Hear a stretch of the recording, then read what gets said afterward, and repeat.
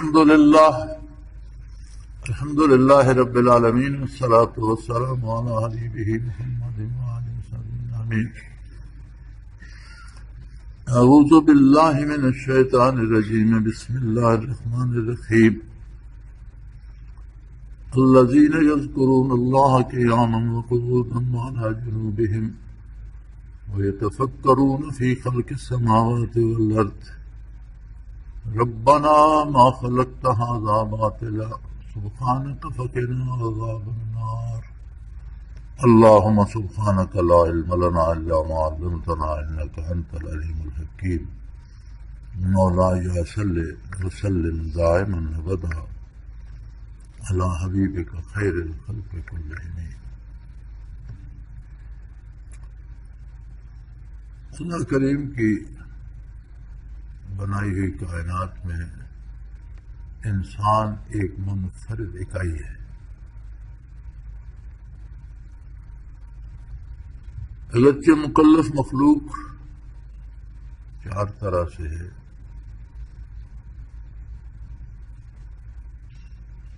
مکلف اسے کہتے ہیں جسے اللہ نے نیکی اور بدی کا شعور بخشا ہے، بھلائی اور برائی کو جانتا ہے.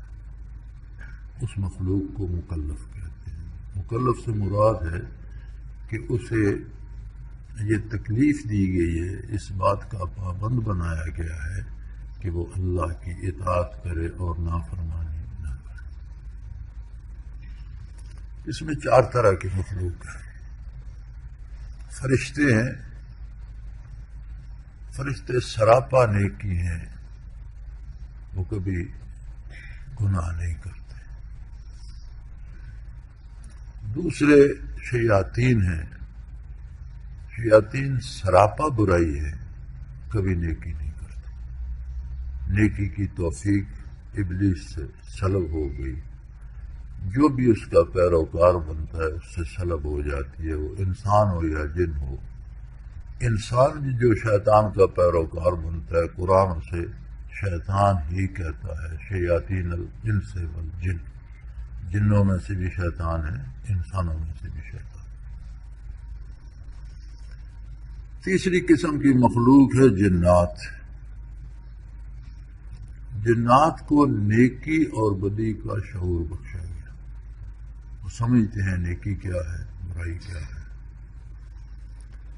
ان میں نیکی کے پیروکار بھی ہر عہد میں رہے، انبیاء کے ساتھ ایمان لائے، اللہ کی اطاعت حلال حرام کی پرواہ کرتے رہے. ان کے اپنے احکام ہیں، ان کی اپنی غذا ہے، ان کا اپنا طریق حصول ہے، وہ انسانوں سے مختلف ہے. ان کا وجود ہی ایک انرجی سی ہے، اور ان کی غذا مادی نہیں ہوتی، وہ غذا سے انرجی حاصل کرتے ہیں. جیسے حدیث شریف میں ہے کہ گوبر سے استنجا نہ کیا جائے کہ اس میں جو غلہ ہوتا ہے جانور کھاتے ہیں پھر گوبر میں نکلتا ہے، تو جنات کی خوراک ہے. اس سے مراد نہیں کہ وہ گوبر کھاتے ہیں، مراد یہ ہے کہ اس غلے میں کچھ نہ کچھ انرجی بچ جاتی ہے، وہ اس سے وہ انرجی حاصل کرتے ہیں. حلال گوشت جو ہم کھاتے ہیں، ہڈیاں پھینکتے ہیں، کوئی گوشت پھینک دیتے ہیں، وہ بھی ان کی غذا ہے. لیکن یہ نہیں کہ وہ گوشت اور ہڈیاں کھاتے ہیں، اس سے جو انرجی ہوتی ہے، قوت ہوتی ہے، وہ حاصل ان کا وجود یہ ایک انرجی ہے، اور اسے انرجی ہی چاہیے ہوتی ہے. قرآن حکیم میں یہ بات ارشاد فرمائی گئی کہ جو اللہ کی اطاعت کرے گا یجرکم من عذاب علیم، اسے دردناک عذاب سے نجات مل جائے گی. یہ کہیں نہیں ہے کہ اسے جنت نصیب ہوگی. جنوں کیا کریں. اس لیے کہ جنت جو ہے اس کے لیے ایک خاص استعداد چاہیے، اور وہ استعداد ہے معرفت باری کی، عظمت الہی کو پہچاننے کی. یہ استعداد نصیب ہوتی ہے نور نبوت سے. اور انبیاء صرف انسانوں میں ہوئے ہیں جنات میں کوئی نبی نہیں ہوا. لہذا یہ شعور صرف انسانوں کو دیا گیا ہے کہ وہ ہر بندہ اس کی استعداد مختلف ہوتی ہے. جو معرفت نبی کی ہے وہ غیر نبی کو نصیب نہیں ہوتی. جو صحابی کی ہے اس کا معیار اپنا ہے، تابعی کا معیار اپنا ہے، تبع تابعین کا اپنا ہے، عامت المسلمین کا معیار اپنا ہے، عالم کا معیار اپنا ہے، نہ جاننے والے کا معیار اپنا ہے، ایک نیک اور پارسا آدمی کا معیار اپنا ہے، ایک بدکار کا معیار اپنا ہے. مانتا وہ بھی اللہ کو ہے، مانتا وہ بھی اللہ کو ہے، لیکن کیفیت دونوں کی الگ الگ ہے.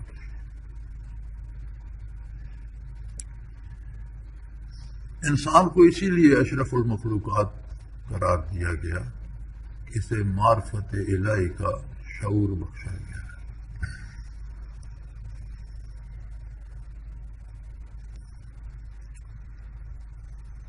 اور یہ اس کا بہت بڑا احسان عظیم ہے.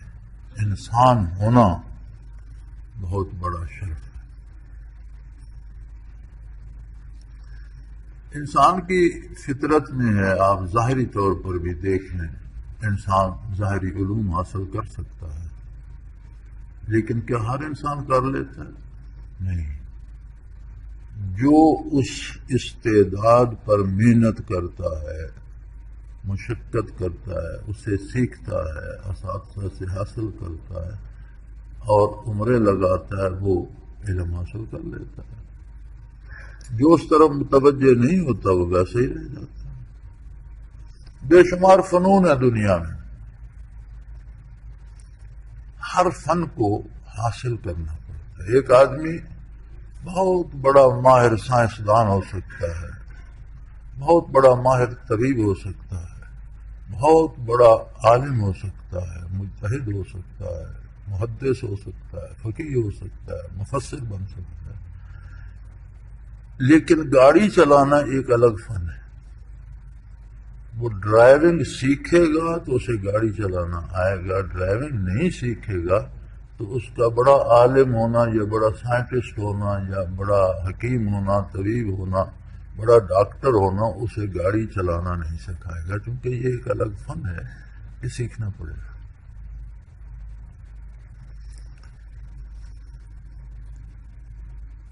اب یہ جو استعداد دی گئی ہے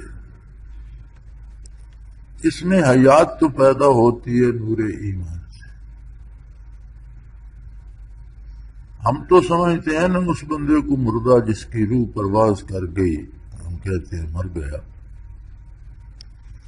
قرآن کریم کی اصطلاح میں جس میں نور ایمان نہ ہو اسے مردہ تصور کیا جاتا.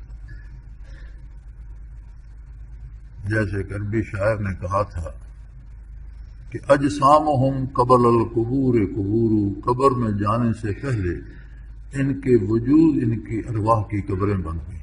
یہ چلتی پھرتی قبریں ہیں جن میں نور ایمان نہیں ہے.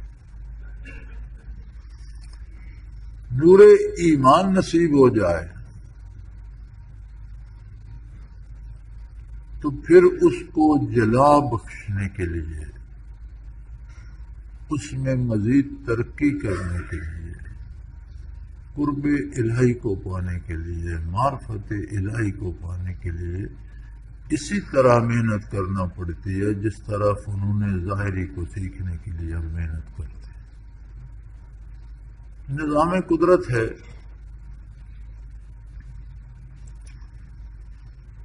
اس کا طریقہ جو قرآن کریم نے بتایا، جو غالباً قرآن میں اس کو بالواسطہ اور بلا واسطہ کوئی 800 دفعہ کے قریب دہرایا گیا ہے. قرآن کریم دنیا کی مختصر ترین کتاب ہے جس نے تمام انسانی ضرورتوں کو تمام زمانوں کے لیے احاطہ کر لیا. آئلی قوانین ہوں یا معاشی قوانین ہوں یا سیاسی قوانین ہوں. کیسی عجیب بات ہے کہ بڑی بڑی کتابیں ان کا احاطہ نہیں کر سکتی. ایک طب کے موضوع پہ لے لیں تو لائبریریاں بھری پڑی ہیں. کوئی یہ دعویٰ نہیں کر سکتا کہ طب کی ساری ضرورتیں ان کتابوں میں آ گئی ہیں اور اس پہ کوئی اضافہ نہیں ہو. کسی موضوع کو لے لیں، سیاست کو لے لیں، آپ معاملات کو، معیشت کو لے لیں، کوئی موضوع زندگی کا لے لیں تو لائبریریاں بھر گئی ہیں، لاکھوں کتب ہیں، لیکن اس میں مزید تحقیق اور اضافے کی گنجائش موجود ہے، اصلاح کی گنجائش موجود ہے. ایک کتاب، واحد ایک کتاب قرآن کریم ہے جو زندگی کے ہر سوال کا بھرپور جواب دیتی اور اپنے نزول سے لے کر قیامت تک کے لیے زمانہ لاکھ کروٹیں بدلے، لاکھ تبدیلیاں ہیں. کتنا سادہ زمانہ تھا جب نزول قرآن کریم ہوا اور کتنی دور نکل چکا ہے زمانہ آج کے دور میں. لیکن اعجاز قرآن یہ ہے کہ جس طرح ہر سوال کا جواب اس زمانے میں موجود تھا، آج کے زمانے میں موجود اور قیامت تک رہے گا. بعثت نبوی نے نبوت کی تکمیل کر دی، جسے ہم عموماً ختم نبوت سے جانتے ہیں اور جس پہ بڑی بحثیں ہوتی ہیں. میں اللہ کی عطا سے یہ سمجھتا ہوں کہ اگر ہم اسے اس انداز سے لیں کہ نبوت مکمل ہو گئی، مزید کسی نبی کی گنجائش ہی نہیں رہی، اس کی تکمیل ہو گئی، تو عام آدمی کے لیے سمجھنا زیادہ آسان ہو جائے. خود نبی کریم صلی اللہ علیہ وسلم کی حدیث مبارک بھی ہے، آپ نے فرمایا کہ نبوت ایک عالی شان محل ہے. اگر اسے ایک خوبصورت عمارت سے تشبیہ دیں تو زائر کوئی آتا ہے، وہ اس کے ارد گرد پھرتا ہے، اس میں ایک سل کی جگہ خالی ہے، تو وہ دیکھ کے کہتا ہے بہت لاجواب عمارت ہے، لیکن اس میں یہ ایک سل کی جگہ خالی ہے. حضور فرماتے ہیں انا تلک اللبنۃ، وہ سل میں ہوں. میری بعثت سے عمارت جو تھی نبوت کی وہ مکمل ہو گئی. اب اس میں جب ایک عمارت مکمل ہو جاتی ہے تو اس میں کوئی زائد اینٹ لگائیں تو وہ تو بدنمائی کا سبب بنتی ہے، اس کی گنجائش نہیں ہوتی. تو کسی نئے نبی کی ضرورت ہی باقی نہ رہی. کتابیں پہلے بھی آسمان سے اتری، صحائف بھی اترے، انبیاء پر وحی بھی آتی رہی، مختلف امتوں میں احکام بدلتے رہے، حلال و حرام بھی بدلتے رہے، جائز و ناجائز بھی بدلتے رہے، طریقے عبادت بھی بدلتے رہے، نمازیں بھی بدلتی رہی. روز اول سے آدم علیہ السلام سے لے کر آج تک فرض رہے، لیکن ان کی نوعیت بدلتی رہی. مثلا ایک ہی بات لے لیں کہ پہلی امتوں میں روزہ اس طرح سے ہوتا تھا کہ آپ نے روزہ افطار کیا، جب تک جاگتے رہے، کھاتے پیتے رہے، جب سو گئے روزہ شروع ہو گیا، پھر اگلی افطار تک روزہ. اس امت میں اللہ نے یہ آسانی فرما دی کہ سو جائیں بے شک، لیکن سحری سے پہلے اٹھ کے کھا پی لیں، سحری کے وقت روزہ بند ہو جائے. اس طرح کی تبدیلیاں احکام میں آتی رہیں. اور یاد رکھیے احکام از قسم حکم ہوتے ہیں. یہ احکام میں حکم میں وقت کے ساتھ ضرورت کے مطابق تبدیلی ہو جاتی ہے. پہلی وقت کا جو ضرورت تھی اس کے لیے پہلا حکم صحیح ہوتا ہے، حالات بدل جائیں، نئی ضرورت پیدا ہو جو اس کے لیے دوسرا حکم صحیح ہوتا ہے. عقائد از قسم خبر ہے. خبر میں تبدیلی نہیں ہوتی. اگر خبر میں تبدیلی ہو جائے تو پھر دونوں خبریں سچ نہیں ہوتی، یا پہلی سچ تھی یا بعد والی سچ. لہذا عقائد میں آدم علیہ السلام سے لے کر حضور اکرم صلی اللہ علیہ وسلم تک کوئی تبدیلی نہیں. ہر نبی نے لا الہ الا اللہ کی دعوت دی. احکام میں تبدیلیاں ہوتی رہی. جب قرآن کریم نازل ہوا تو کیسی عجیب بات ہے کہ احکام بھی حتمی نازل کر دیے گئے، اب قیامت تک احکام میں بھی تبدیلی نہیں ہوگی۔ زمانے میں تبدیلیاں ہوں گی۔ زمانے میں کیا تبدیلی؟ ہم کہتے ہیں آج زمانہ بہت بدل گیا ہے، کیا تبدیلی ہوئی؟ وسائل اور ذرائع بدلے ہیں، مینز بدلے ہیں، انسانی ضرورتیں نہیں بدلی۔ انسان کو تب بھی بھوک لگتی تھی، اسے آج بھی بھوک لگتی ہے۔ انسان کو تب بھی پیاس لگتی تھی، اسے آج بھی پیاس لگتی ہے۔ انسان کو تب بھی لباس کی ضرورت تھی، اسے آج بھی لباس کی ضرورت ہے۔ انسان کو تب بھی روزی کی ضرورت تھی، اسے آج بھی روزی کی ضرورت ہے۔ انسان کو تب بھی سفر کرنا پڑتا تھا، آج بھی کرنا پڑتا ہے۔ ضرورتیں نہیں بدلی، وہی انسان ہے، وہی اس کی ضروریات ہیں، مینز بدل گئے ہیں، وسائل اور ذرائع بدل گئے۔ وسائل اور ذرائع بدلنے سے کوئی فرق نہیں پڑتا جب ضرورت وہی رہتی ہے۔ پھر اقوام عالم کے مزاج مختلف، غذائیں مختلف۔ میں بنگلہ دیش گیا، 2-3 دفعہ جانا نصیب ہوا۔ اب ہمارے ہاں یہ ہے کہ ہماری مین غذا اناج ہے، روٹی ہے۔ کوئی بیمار ہو جائے تو ہم اسے کہتے ہیں کہ اسے آج چاول ابال کر دے دو، یہ روٹی ہضم نہیں کر پائے گا، اسے پھر بخار ہو۔ وہاں ان کی مین غذا چاول ہے۔ جب کوئی بیمار ہو جائے تو کہتے ہیں اسے آج پھلکا بنا دو، یہ غذا ہضم نہیں کر پائے گا۔ اتنا تفاوت ہے علاقے کی دوری، لوگوں کے، افراد کے مزاج۔ اسی طرح مغرب کا اپنا مزاج ہے۔ قرآن کریم نے احکام میں ایسا راستہ اختیار فرمایا ہے جو ہر ملک میں، ہر موسم میں، ہر قوم کے لیے یکساں مفید اور قابل عمل ہے۔ ہم چاہیں کہ امریکہ کا قانون بہت اچھا ہے لیکن اسے پاکستان پر لاگو کریں تو مشکل ہے۔ ہم سمجھیں کہ پاکستان کا قانون بہت اچھا ہے، اسے ہندوستان پہ لاگو کر دیا جائے، مشکل ہے۔ ہم سمجھے چین کا طریقے حیات اور قانون ملک کی جو ہے وہ بہت بہتر ہے، اسے یہاں لاگو کر دینا ممکن۔ ہر ایک کا قانون اپنے مزاج، اپنی ضروریات، اپنے موسموں، اپنے طریقے کار، اپنی سوچ، اپنی فکر کو دیکھ کر بنایا جاتا ہے۔ قرآن کریم نے ایسا خوبصورت قانون دیا ہے جو ہر ملک میں، ہر موسم میں، ہر قوم میں، ہر مزاج میں یکساں قابل عمل ہے۔ یعنی کسی قانون کی جو خوبی ہوتی ہے وہ یہ ہوتی ہے کہ وہ قابل عمل ہو اور اتنا ہی مفید ہو جتنا قابل عمل ہے۔ یہ دو باتیں قانون کی جان ہوتی ہیں۔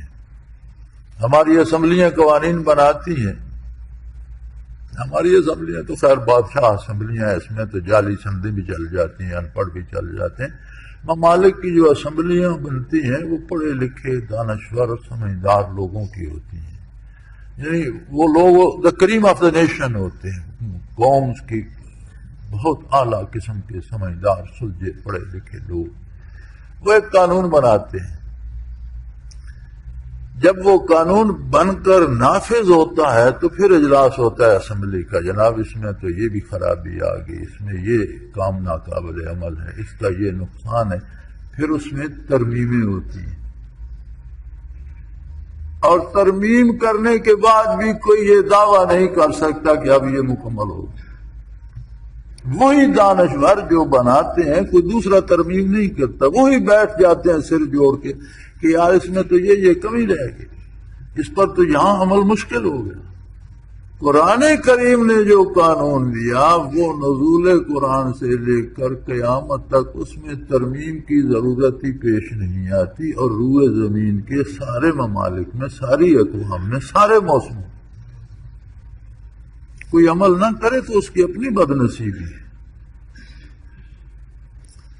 پھر قانون بنائے جاتے ہیں، ہمارا تجربہ مختلف ہے۔ ہمارے ملک میں محکمے بنتے ہیں، قوانین بنتے ہیں، ادارے بنتے ہیں، پھر وہ کہتے ہیں بچوں اب میں بھی آ گیا ہوں، آئے گا تو پتہ پڑے گا۔ دوسرے ممالک میں ادارے بنتے ہیں، قانون بنتے ہیں لوگوں کی سہولت کے لیے، اور جتنے ادارے بنتے ہیں اتنی زیادہ سہولتیں پہنچتی ہیں۔ میں نے کینیڈا میں ایک دوست سے پوچھا، اس کی جنرل سٹور تھا اس کا، اور اس میں میڈیکل کا شعبہ بھی تھا۔ اتفاق سے وہ چیک کرنے کے لیے آ گئے میڈیکل کے شعبے کو، اور ان ملکوں میں بغیر ڈاکٹر کی چٹ کے آپ ایک اسپرو کی گولی بھی نہیں لے سکتے۔ ہمارے ہاں نہیں کہ یہاں زہر بھی خرید لو، امرت بھی خرید لو، کوئی پوچھنے والا نہیں، اور اس کا ریکارڈ رہتا ہے، اور کہیں کوئی حادثہ ہو تو پتہ چل جاتا ہے فلاں بندے نے فلاں وقت فلاں سٹور سے فلاں چیز خریدی۔ تو میں نے کہا تمہارا آج کا دن تو گیا، یہ چیکنگ والے آ گئے اور ایک ایک بوتل چیک کریں گے، اور ایک ایک جو بک گئی ہے وہ دیکھیں گے، جو خریدی ہے وہ کہنے لگا نہیں یہاں کچھ نہیں ہوگا۔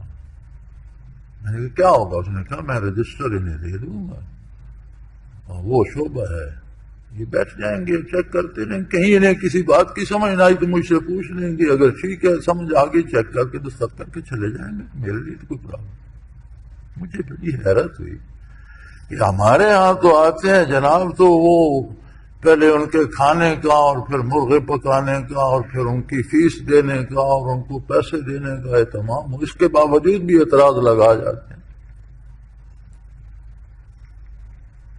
وہ کہنے لگا جناب یہاں تو یہ عالم ہے کہ ابھی میری ٹیلی فون لائن اگر خراب ہو جائے تو میں ساتھ والے دوست سے کہوں گا، وہ محکمہ ٹیلی فون کو فون کرے گا، یہ ان کی ذمہ داری ہے، ود ان نو ٹائم جتنا جلدی ہو سکا وہ آئیں گے ٹھیک کر کے جائیں گے۔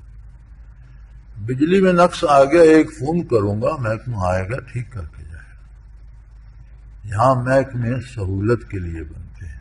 تو قانون کی خوبی یہ ہوتی ہے کہ جن لوگوں پر اسے نافذ کیا جائے ان کے لیے آسانیاں پیدا کرے،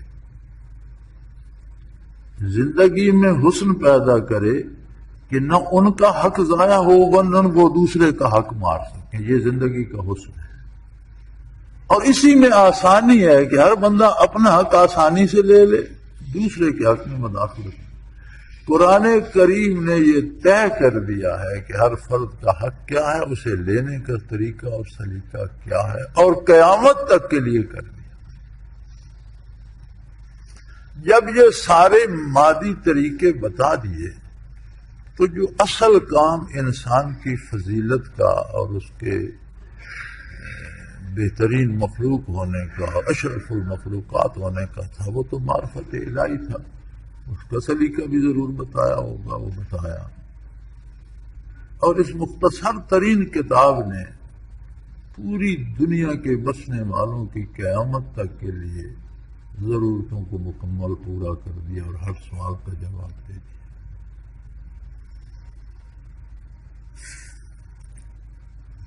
اب کوئی نہ سمجھ سکے تو یہ الگ بات ہے۔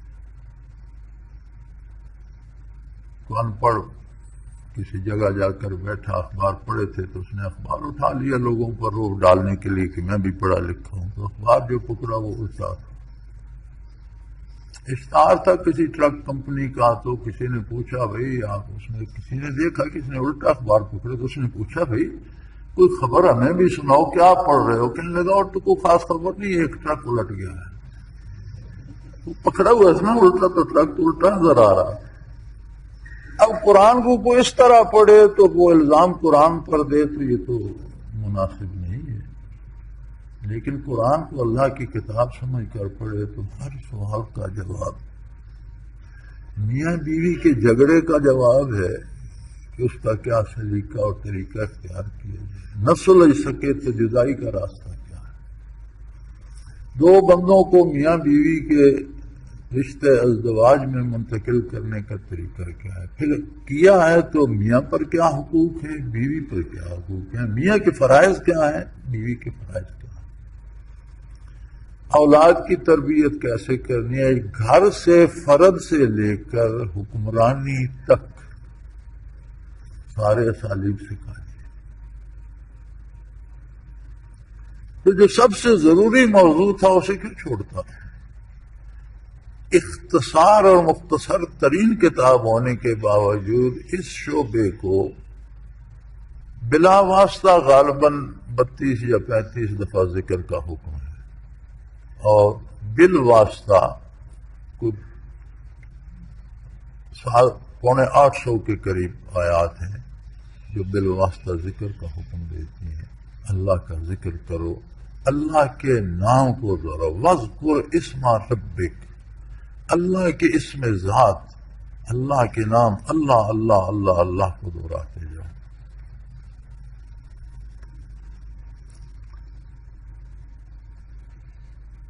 ظاہر ہے جو قرآن کو پڑھے گا مان کر، اس کا رشتہ قرآن سے پہلے نبی سے استوار ہوگا صلی اللہ علیہ وسلم۔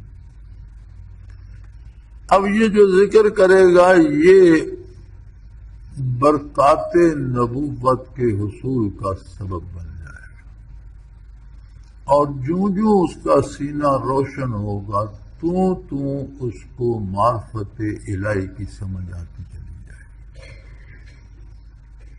اور یہ حاصل ہے یہاں۔ اس کی تیاری کے لیے پوری زندگی کا نصاب ہے۔ حلال روزی کمائیں، سچ بولیں، دیانتداری سے رہیں، تمام امور میں شریعت کی پابندی کریں، نماز ادا کریں، زکوٰۃ دیں، روزہ رکھیں، حج کریں، احکام شریعت پر عمل کریں۔ اس سے کیا ہوگا؟ اس سے آپ کے دل کی حیات مضبوط ہوگی، اس کی صحت درست ہوگی، وہ کام کرنے کے قابل ہوگا۔ اب اسے کام کیا کرنا ہے؟ اسے کام کرنا ہے اللہ کو یاد کرنے کا، اللہ کے نام کی تکرار۔ اس لیے فرمایا الذین یذکرون اللہ قیاما وقعودا وعلی جنوب، وہ لوگ جو کھڑے بیٹھے لیٹے ہر حال میں ذکر سے غافل نہیں ہوتے، اللہ اللہ کرتے ہی رہتے۔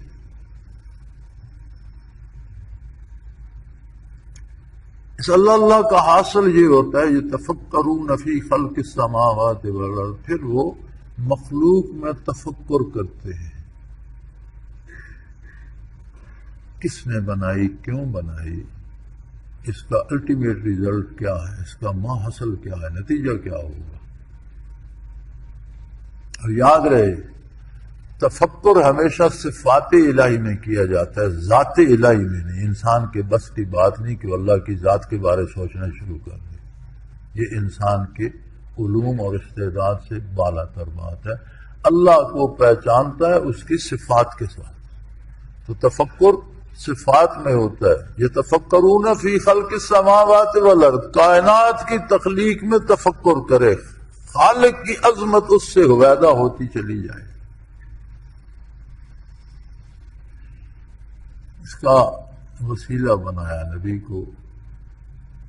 اب صحابہ سارے صحابہ ہیں، ان میں جو عام صحابی ہے، اگر دنیا کی ساری دنیا کی ولایت جمع کی جائے تو وہ مل کر بھی اس کے خاک پاک کو نہیں پہنچ سکتے، لیکن اس کے باوجود ان میں مدارج ہیں، سب اچھے ہیں، سب اچھے ہیں، ہر گلے را رنگ و بوئے دیگر، لیکن بعض اچھوں میں بھی بہت ہی اچھے ہیں۔ ہر بندہ ابو بکر صدیق تو نہ بن سکا، ہر بندہ فاروق اعظم تو نہ بن سکا، ہر بندہ عثمان غنی تو نہیں ہے، ہر بندہ علی المرتضیٰ یا خلفائے اربعہ میں تو شامل نہیں ہے۔ اپنے اپنے مدارج ہیں، سب اچھے ہیں، لیکن بعض اچھوں میں بہت، یہ جو بہت اچھے ہیں انہیں کیا دولت ملی؟ ابو بکر صدیق رضی اللہ عنہ کیوں سب پر سبقت لے گئے؟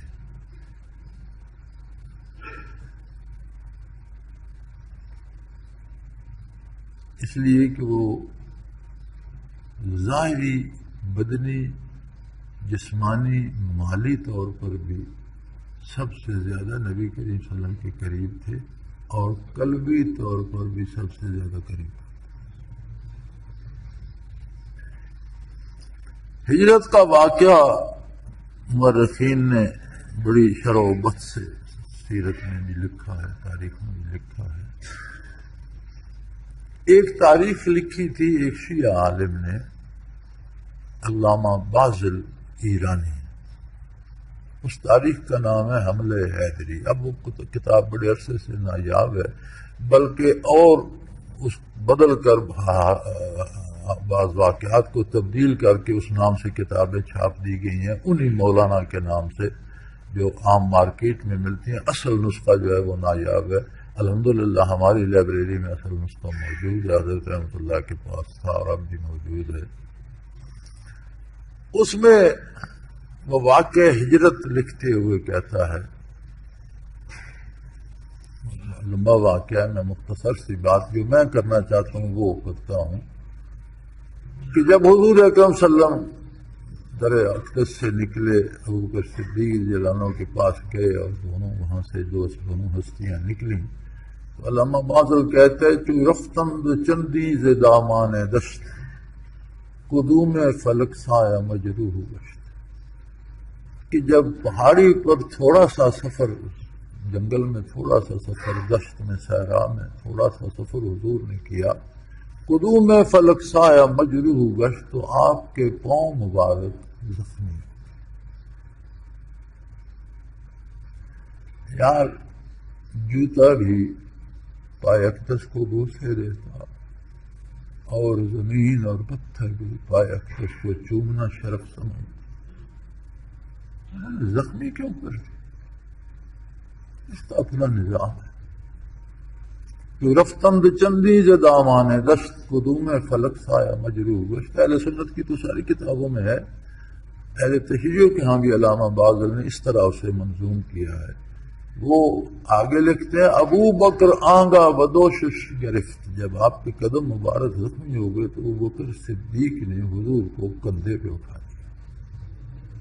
اب ابو بکر آنگا بدوشش گرفت ولے ای حدیث است جائے نہفت، کہتا ہے لیکن یہ بات بندے کو حیران کر پریشان کرنے کے لیے کافی ہے، کیا کہ در کس چنا قوت آمد پری کے بارے نبوت تمانت کشی، کہ ایک بندے میں اتنی طاقت آ گئی کہ وہ نبوت کا بوجھ اٹھایا جا رہا ہے سور کی طرف۔ اللہ نے ایک بندے کو اتنی طاقت دے دی، یعنی ایک وقت ایسا بھی آیا کہ حضور کے قدم مبارک سے زمین محروم تھی، زمین ابو بکر کے پاؤں چوم کر رہی تھی اور ابو بکر کے دوش پہ حضور سوار تھے۔ تو کوئی دوسرا ایسا ہے؟ یعنی یہ کیفیت قرب نبوت سے ملی۔ حضور صلی اللہ علیہ وسلم نے ایک دفعہ فرمایا، جبکہ آپ استراحت فرما رہے تھے اور آسمان کھلا اور صاف تھا، ستاروں سے بھرا، حضرت عائشہ صدیقہ رضی اللہ تعالی عنہا حبیب کبریا، بہت احسان ہے امت پر ان کا، بے پناہ مسائل اور بے پناہ ارشادات نبوی ہیں جو ان کی معرفت امت تک پہنچے، بلکہ خانگی امور کا بیشتر حصہ حضرت عائشہ رضی اللہ عنہا کی وساطت سے امت تک پہنچا۔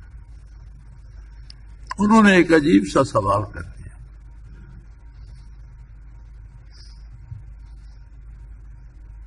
انہوں نے پوچھا یا رسول اللہ صلی اللہ علیہ وسلم، کسی کی نیکیاں ایسے بھی ہوں گی جیسے یہ آسمان ستاروں سے بھرتا ہے؟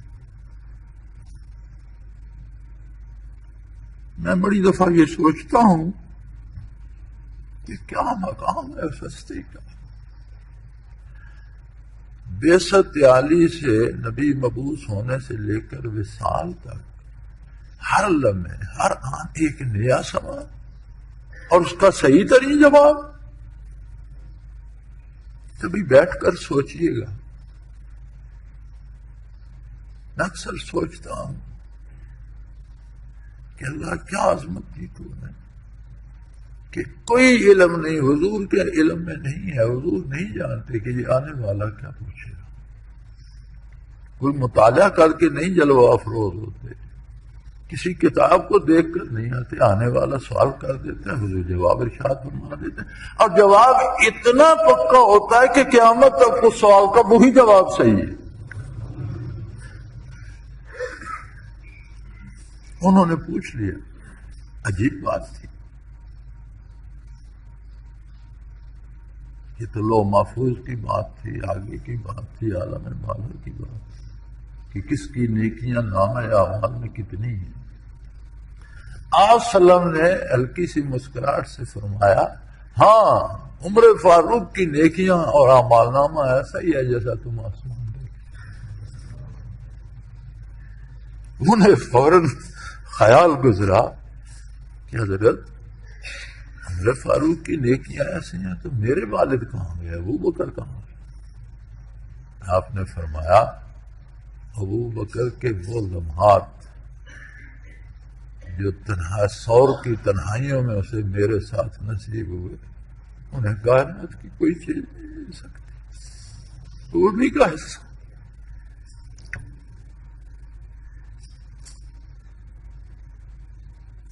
اب بات بلا کہاں رہتی ہے؟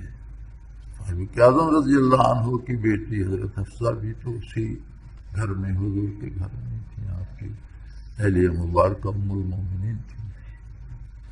انہوں نے سنا، انہوں نے والد ماجد کو بتایا۔ جب فاروق اعظم نے صبح سنا تو پہلے دوڑتے دوڑتے سیدنا ابوبکر صدیق کے پاس گئے، اس سے پہلے کہ انہیں پتہ چل جائے میں ان سے بات کروں۔ انہیں خوشخبری سنائی کہ نبی کریم صلی اللہ علیہ وسلم نے میری نیکیوں کے بارے یہ ارشاد فرمایا ہے، رات کی جس طرح صاف آسمان ستاروں سے بھرا ہے، میرا اعمال نامہ اس طرح نیکیوں سے بھرا ہے۔ تو ماشاءاللہ حضور نے فرمایا تو حق فرمایا، آپ کو مبارک ہو۔ کہنے لگے میں مبارک لینے نہیں آیا، پھر کس لیے تشریف لائے؟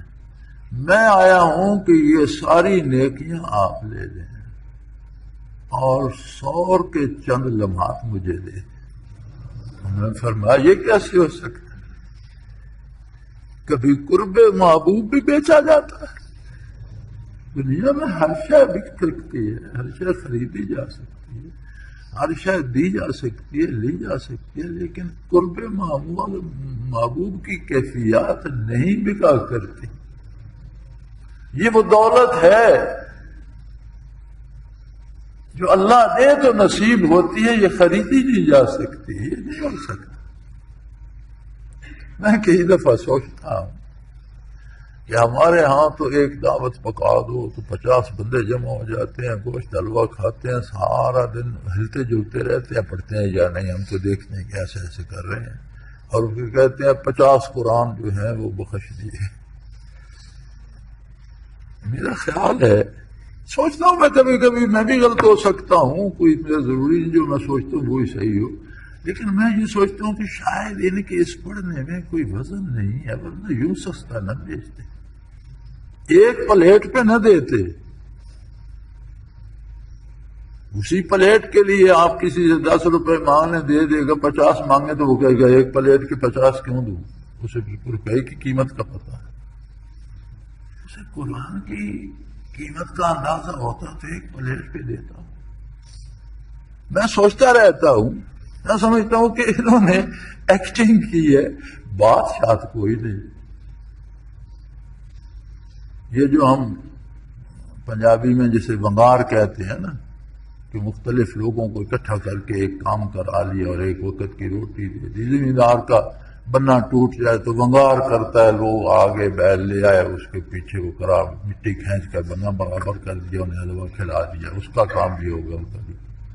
یہ جو ہم ونگار کر کے میت بخشواتے ہیں، میں سمجھتا ہوں اس میں بات کوئی نہیں بنتی۔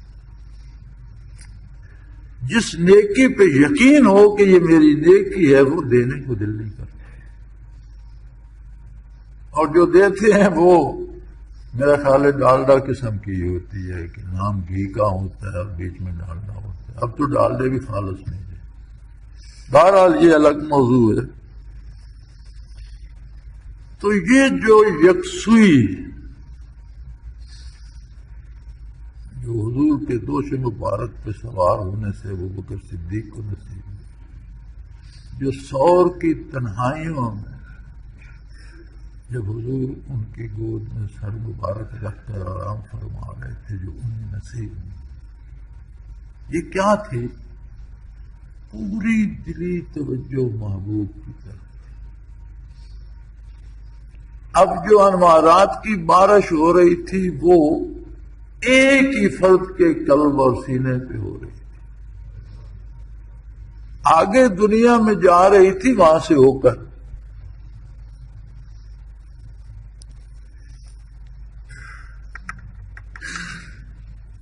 یہی مراد کثرت ذکر سے ہے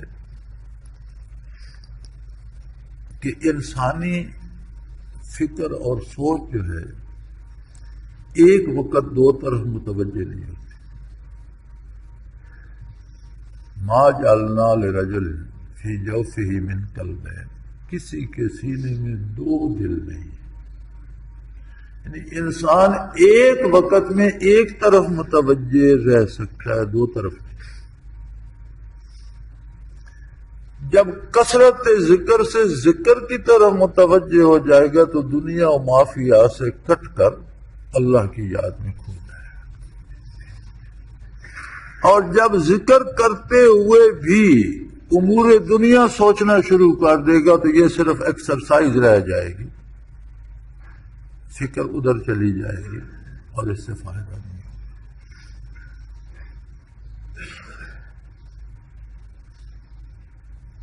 تو میرے عرض کرنے کا مقصد یہ ہے کہ بزرگان دین نے ذکر کے مختلف طریقے لکھے ہیں، آپ تصوف کی کتابوں میں دیکھیں بے شمار طریقے ملتے ہیں، جن میں ایک طریقہ پاس انفاس ہے جو ہمارے اس نسبت میں اس سلسلہ عالیہ میں جسے بطور بنیاد استعمال کیا جاتا ہے۔ پاس انفاس کا مطلب یہ ہے، پاس ہوتا ہے نگرانی کرنا،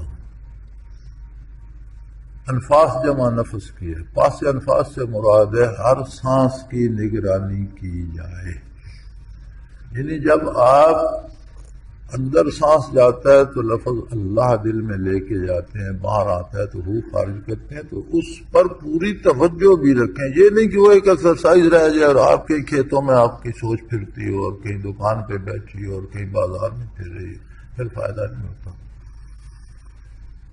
یعنی اس کی چوکیداری بھی کریں، نگرانی کریں، اس پہ پوری توجہ دیں۔ پاس انفاس کا معنی یہ ہے کہ جب آپ ذکر کرتے ہیں اور اگر بندہ ذکر کی طرف متوجہ رہے اور اس کیفیت کو زندہ رکھے کہ اللہ اللہ جا رہا ہے، خارج ہو رہا ہے، تو پھر دوسری طرف سوچ نہیں جاتی۔ مجبوریاں، ضرورتیں، پریشانیاں، اگر سوچ بھٹکنے لگے تو اسے جھٹک دے، پھر واپس آ جائے۔ انسان کوئی ڈمی تو ہے نہیں، بے شمار اس کی تکلیفیں، بے شمار راحتیں، بے شمار رشتے، بے شمار تعلقات، بے شمار مجبوریاں۔ یہ ہو سکتا ہے کہ سوچ بھٹک جائے، لیکن یہ نہیں کہ جدھر بھٹکی پھر ادھر سوچنا شروع کر دیا۔ یہی حال نماز کا ہے۔ اب آپ کہتے ہیں نماز میں خیالات آتے ہیں، خیالات کا آنا تو ایک فطری عمل آئیں گے، انہیں چھوڑ کر نماز کی طرف متوجہ ہونا، حضور نے فرمایا اس میں جہاد کا ثواب۔ خیال لانے سے نماز فاسد ہو جاتی ہے، از خود سوچنا شروع کر دیجیے، ہوتا ہے خیال لانا۔ ایک ہے کہ آپ متوجہ ہیں نماز کے، کوئی خیال آ گیا، خیال آنا اور بات ہے، خیال لانا اور خیال لانا مفسد صلاۃ ہے، خیال آنا اور اسے جھٹک کر اس طرف متوجہ ہو جانا، اس میں جہاد کا ثواب ہے۔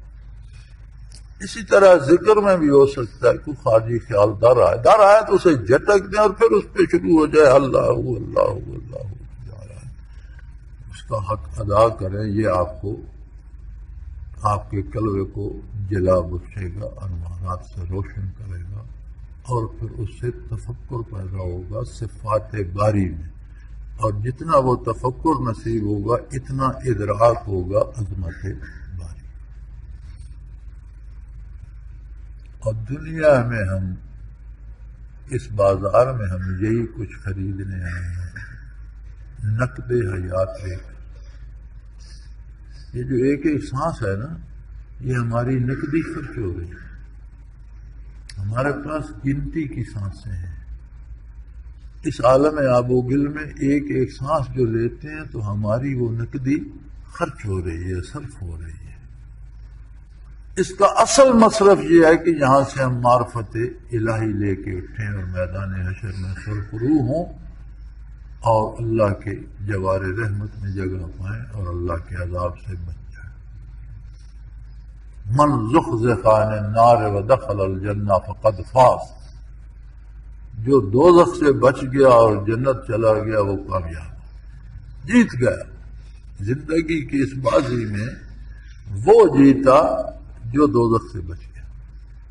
تو یہ ساری محنت، سارا مجاہدہ، سارا ہیلا اس لیے ہے کہ محنت کریں اور یاد رکھیں شیخ کی توجہ جو ہوتی ہے اس کی مثال بارش کی ہوتی ہے۔ بارش جب برستی ہے چٹان پر بھی، کھیت کھلیان پر بھی، جنگل و صحرا پر بھی برس جاتی ہے، نتائج مختلف نکلتے ہیں۔ کھیتوں میں فصلیں اگتی ہیں، جنگلوں میں سبزہ درخت اگتے ہیں، چٹانوں پر اگر کوئی تل بھر مٹی ہوگی تو وہ بھی دھل جاتی ہے اور وہ سنگلاخ چٹانیں نکل آتی ہیں۔ توجہ کو قبول کرنا طالب کے ذمہ ہے، اور قبولیت ہوگی جب آپ اپنے ہر سانس کی نگرانی اور اس طرف متوجہ رہیں گے۔ آپ کہیں اور سوچتے رہیں گے تو وہ اثرات مرتب نہیں۔ جب آپ اتنی تکلیف کرتے ہیں، گھر کے کام کاج چھوڑ کر آتے ہیں، یہاں رہتے ہیں، تو یہ اتنا مجاہدہ کرتے ہیں تو یہ خیال رکھیں کہ واقعی ہر سانس کی نگرانی کی جائے، اور یہ صرف ذکر میں نہیں کی جائے،